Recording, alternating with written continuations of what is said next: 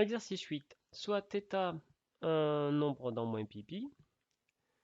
Mettez le nombre complexe suivant sous forme trigonométrique. Bon. Alors. Qu'est-ce que vous avez envie de faire? Alors, j'espère que vous voyez que c'est un piège.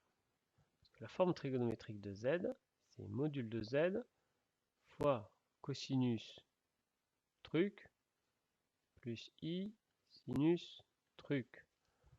Voilà, on a un cosinus θ, un i sinus θ. On a bien envie de dire que l'argument c'est θ terminé. Ah ben non, l'argument c'est pas θ. Et on va le calculer. Alors on va prendre la même façon qu'on a de faire. Module de z, qu'est-ce que ça vaut? Alors le module de z, c'est partie réelle au carré. Partie réelle ici, c'est 1 plus cosinus θ. Tout ça, la partie réelle. Et la partie imaginaire, ça sera moins sinus θ. Alors partie réelle au carré, c'est donc 1 plus cosinus θ au carré. Plus partie imaginaire au carré, moins sinus θ au carré. Bon, alors là, qui au moins, ça change rien. Ça fait donc, allez, développons ça. 1 plus cosinus carré, ça fait 1 au carré, plus cosinus carré θ, plus 2 cosinus θ. Plus, le moins s'en va, sinus carré θ. Alors, on a des cosinus carrés, des sinus carrés, ça va bien ensemble. Cosinus carré plus sinus carré, on rappelle, cosinus carré θ plus sinus carré θ, ça fait 1. 1 plus 1, ça fait 2. 2 plus 2 cosinus θ. On peut même mettre racine de 2 en facteur si on veut. Bien. Voilà un premier point. Ah ouais. Donc il va falloir mettre ça en facteur. Il va falloir mettre ceci, racine de 2 fois racine de 1 plus cosinus θ, en facteur de ça. Ça va être compliqué, hein. Bon, alors, avant de faire ça, au secours, la trigonométrie. Eh oui, trigonométrie. C'est quoi 1 plus cosinus θ? On sait ce que c'est. Ce serait bien si on pouvait écrire 1 plus cosinus θ comme le carré d'un cosinus ou d'un sinus. Ben, ça tombe bien, c'est exactement ce que c'est. En effet, il faut vous souvenir de cosinus de θ. Cette formule est extrêmement importante qui nous dit que cosinus de θ, c'est cosinus carré θ moins sinus carré θ. Alors là, ça ne m'intéresse pas. Moi, je voudrais avec que un cosinus carré ou cosinus carré. Qu'à cela ne tienne, je vais tout ramener en cosinus. Donc si je remplace sinus carré θ par 1 moins cosinus carré θ, j'obtiens 2 cosinus carré θ moins 1. Donc, vous vous souvenez, on l'avait fait. Mais du coup, ce moins 1, en le faisant passer de l'autre côté, j'obtiens 1 plus cosinus de θ égale 2 cosinus carré θ. Mais du coup, si à la place de 2θ, je considère l'angle moitié, j'obtiens que 1 sur cosinus θ, c'est 2 cosinus carré θ sur 2.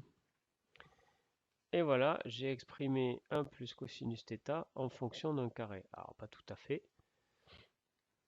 Si je veux que ce soit un carré, je mets racine de 2, et hop, c'est un carré.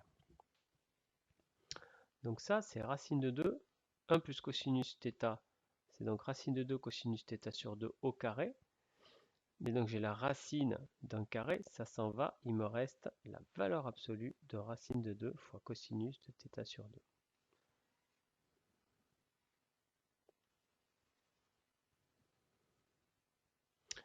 Bien. Bon, alors la racine de 2, ce ne sera pas un problème. Par contre, le cosinus, il faut savoir. Eh ben, je sais pas. Regardez, il se balade entre moins pi et pi. Mon angle θ est entre moins ça et ça, donc son cosinus, il varie. Oui, sauf que là, regardez, c'est θ sur 2. Donc si θ varie entre moins pi et pi, θ sur 2, il varie entre moins pi sur 2 et pi sur 2. Et ça tombe bien, entre moins pi sur 2 et pi sur 2, le cosinus, il est positif. Donc ça, La valeur absolue d'un nombre positif, c'est lui-même. Racine de 2 fois racine de 2, ça fait 2. Cosinus θ sur 2. Voilà, on a bien réduit le module. Là, on ne peut pas le réduire davantage. Hein. Voilà. Je rappelle que ça, c'est toujours strictement positif dans le cas où on s'est mis. Bon, alors maintenant, il faut mettre ça en facteur. Et bien, faisons-le. Mettons-le en facteur. Alors, facteur de quoi? Donc, c'est 1 plus cosinus θ sur 2 cosinus θ sur 2 plus i sinus θ sur 2 cosinus θ sur 2. Bien. Alors, c'est bien ça, hein? Ah non, c'était pas ça, il y a un moins là.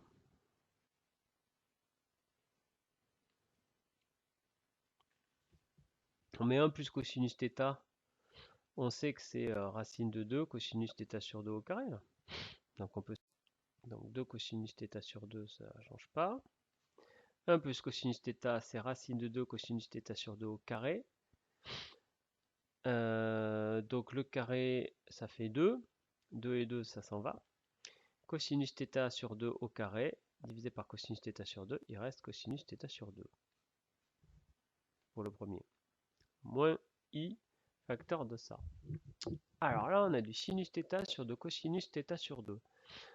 Ce serait bien si on pouvait simplifier ça.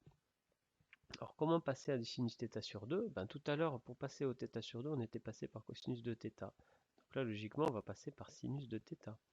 C'est quoi sinus de θ? C'est 2 sinus θ cosinus θ. Et donc, du coup, si au lieu de 2θ, je mets θ, j'obtiens que θ, c'est la moitié, c'est-à-dire sinus θ sur 2 cosinus θ sur 2. Donc sinus θ, c'est ça. Puisque je divise par 2 cosinus θ sur 2, ben j'ai ce 2 et ça qui partent, donc j'obtiens moins sinus θ sur 2. Ah, je me rapproche. Alors, est-ce que je peux pour autant dire que z, je l'ai écrit sous forme trigonométrique? Non, parce que la forme trigonométrique, c'est avec un plus. Le module, il faut écrire un nombre réel strictement positif fois un cosinus plus i fois un sinus. Là, j'ai bien un nombre réel strictement positif, fois un cosinus plus un moins i fois un sinus, ça va pas. Alors, je pourrais faire entrer ce moins dans le sinus. Puisque la fonction sinus est impaire, ça me ferait ça.